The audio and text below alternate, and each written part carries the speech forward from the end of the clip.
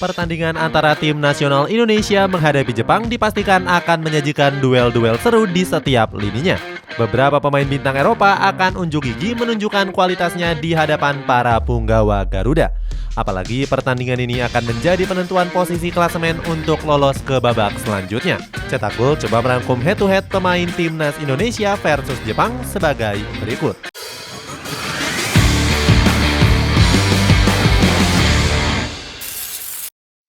Marcelino Ferdinand versus Ko Itakura. Duel pertama akan menyajikan pertarungan antara Marcelino Ferdinand dan Ko Itakura. Marcelino Ferdinand sendiri diprediksi akan menempati posisi gelandang serang ataupun posisi gelandang sisi kiri. Posisi tersebut tentunya akan menjadi perhatian besar bagi Ko Itakura. Pemain 26 tahun ini sudah dipercaya menempati posisi bek tengah kanan dalam 2 laga terakhirnya. Di sisi lain, Marcelino punya performa bagus di pertandingan menghadapi Irak dan juga Vietnam. Dirinya bahkan mampu bermain dengan mencetak 1 gol di pertandingan menghadapi Irak. Meskipun mengalami kekalahan, pemain 19 tahun ini mencatatkan beberapa statistik yang mentereng. Marcelino mendapatkan rating 8,1 dan berhasil memenangkan 10 duel dari 13 percobaan. Berkat penampilan apiknya itu, Marcelino disorot oleh banyak media-media asing. Sebut saja Edward Reynoso dan Soltero yang sudah mengakui kehebatan Marcelino. Menurut mereka, Marcelino sudah memainkan sepak bola yang luar biasa di usianya yang masih muda. Di sisi lain, kemampuan bertahan Ko Itakura juga nggak boleh dianggap remeh. Meskipun kebobolan 2 kali, dirinya bermain sangat solid saat mengalahkan Vietnam dengan memenangkan 4 duel. Apalagi kedua gol terjadi akibat kesalahan dari kiper Zion Suzuki. Yakub Sayuri versus Hiroki Ito. Yakub Sayuri akan menjadi salah satu senjata berbahaya timnas Indonesia di lini serang.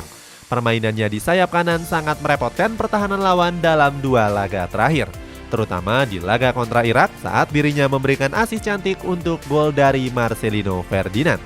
Sayuri berhasil mengelabui bek Irak dengan akselerasinya sebelum mengirimkan umpan. Itu artinya ini bakal menjadi sinyal berbahaya untuk Hiroki Ito yang berposisi sebagai bek kiri. Nantinya Ito dituntut untuk mengimbangi kecepatan yang dimiliki oleh Sayuri. Pemain PSM Makassar ini punya kualitas jempolan untuk melepaskan umpan-umpan terobosan. Terbukti di laga kontra Vietnam, dirinya berhasil menorehkan 78% umpan sukses. Meskipun begitu, Sayuri harus berjuang keras lolos dari pengawalan Ito. Pemain 24 tahun ini sudah punya pengalaman yang banyak sejak hengkang ke VfB Stuttgart pada tahun 2022 yang lalu. Hebatnya lagi, ex-Jubilo Iwata ini berhasil mencuri tempat utama di skuad utama Stuttgart. Nggak heran kalau pelatih Hajime Moriyasu selalu mengandalkannya di posisi bek kiri. Penampilan terbaiknya terlihat saat menghadapi Vietnam di matchday yang pertama. Sang pemain berhasil melakukan 2 intercept serta melakukan 54 sentuhan selama 90 menit. Ivar Jenner versus Wataru Endo. Ivar Jenner punya tugas berat untuk memenangkan duel lini tengah atas Wataru Endo. Demi mewujudkan asa untuk lolos, Jenner siap memberikan penampilan terbaiknya di laga pamungkas. Pemain naturalisasi ini mengaku Indonesia masih punya peluang yang besar untuk meraih poin. Dirinya menyebut kualitas para pemain Indonesia hampir menyaingi para punggawa dari Samurai Biru. Dalam 2 laga yang dimainkan, Jenner selalu dipercaya Sintayong untuk menempati skuad utama. Pemain 19 tahun ini punya kemampuan dan visi yang bagus dalam menjaga kestabilan. Terbukti Ivar Jenner berhasil menorehkan 73% umpan akurat dari 31 percobaan yang dilakukan. Itu artinya perannya sangat penting sebagai penghubung lini bertahan dan juga penyerangan. Meskipun begitu, Ivar Jenner harus fokus dalam berduel dengan Wataru Endo. Pemain Liverpool ini bertekad besar untuk mengalahkan skuad Garuda di laga nanti. Apalagi dalam 2 laga yang dimainkan, Endo sedang dalam puncak performanya. Dirinya melesakkan 1 gol di menit akhir untuk memperkecil ketertinggalan kontra Irak. Secara statistik, Endo memang unggul dari beberapa pemain Jepang yang lainnya. Gelandang 30 tahun itu diberikan rating tertinggi di antara rekan satu timnya yang lain dengan nilai 7,5. Justin Hubner versus Takefusa Kubo. Justin Hubner diprediksi akan menempati posisi gelandang bertahan di laga kontra Jepang. Pemain Wolverhampton U21 ini akan kesulitan menghadapi kecepatan dari Takefusa Kubo. Dalam 2 pertandingan terakhir, Hajime Moriyasu mempercayakan Kubo untuk menempati posisi gelandang serang. Kubo bahkan mendapatkan rating 7 di laga perdana kontra Vietnam. Padahal pemain Real Sociedad ini bermain di babak kedua dan hanya mencatatkan 6 menit bermain. SofaScore memberikan rating tinggi berkat kelincahan dan daya jelajah dari Kubo. Gak cuma itu, pemain Real Sociedad ini juga mencatatkan sentuhan dan umpan yang cukup tinggi. Akurasi umpan per laganya bahkan mencapai 71%. Namun Justin Hubner juga berpeluang besar untuk menjegal kecepatan dari Kubo. Di laga perdana kontra Irak, Hubner bermain cukup lugas dan mendapatkan pujian dari ESPN. Media Amerika Serikat itu menilai Hubner bisa meredam agresivitas Irak selama 75 menit. Dirinya bahkan mampu mencatatkan 2 tackle dan mampu melakukan 3 intercept. Justin Hubner bisa memanfaatkan kelemahan Kubo yang selalu tertinggal dari para pemain Vietnam. Kubo bahkan mengaku takjub dengan gaya bermain Vietnam dan penasaran dengan gaya latihannya. Asnawi Mangkualam versus Takumi Minamino.